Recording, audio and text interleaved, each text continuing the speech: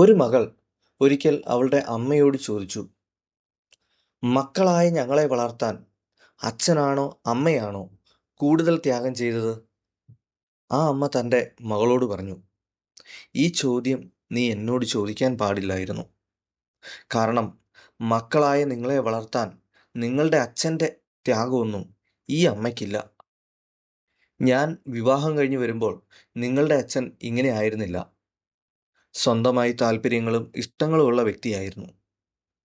പിന്നീട് അങ്ങോട്ട് എനിക്ക് വേണ്ടി, നിങ്ങൾക്ക് വേണ്ടി നമുക്ക് ഒരു കുറവും ഉണ്ടാകാതിരിക്കാൻ ഓടുകയായിരുന്നു. നമുക്ക് ഭക്ഷണത്തിന്, വസ്ത്രത്തിന്, മരുന്നിന്, നിങ്ങളുടെ വിദ്യാഭ്യാസത്തിന്, അങ്ങനെ ആവശ്യങ്ങൾ പലതായിരുന്നു. അച്ഛൻ്റെ വിയർപ്പാണ് ഞാനും നിങ്ങളും ഈ കുടുംബവും.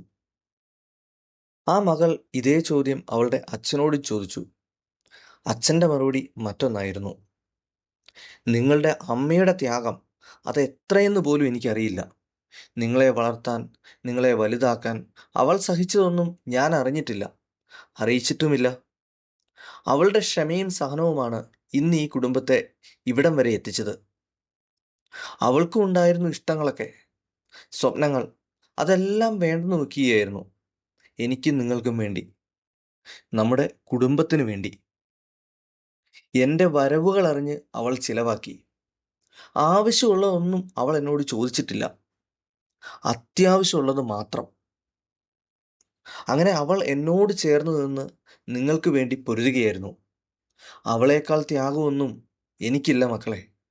ആ മകൾ അവളുടെ സഹോദരങ്ങളോട് പറഞ്ഞു, ഈ ലോകത്തിലെ ഏറ്റവും ഭാഗ്യമുള്ള മക്കൾ നമ്മളാണ്.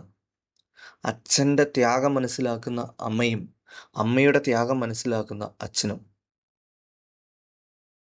അതാണ് നമ്മുടെ കുടുംബങ്ങളിൽ വേണ്ടത്.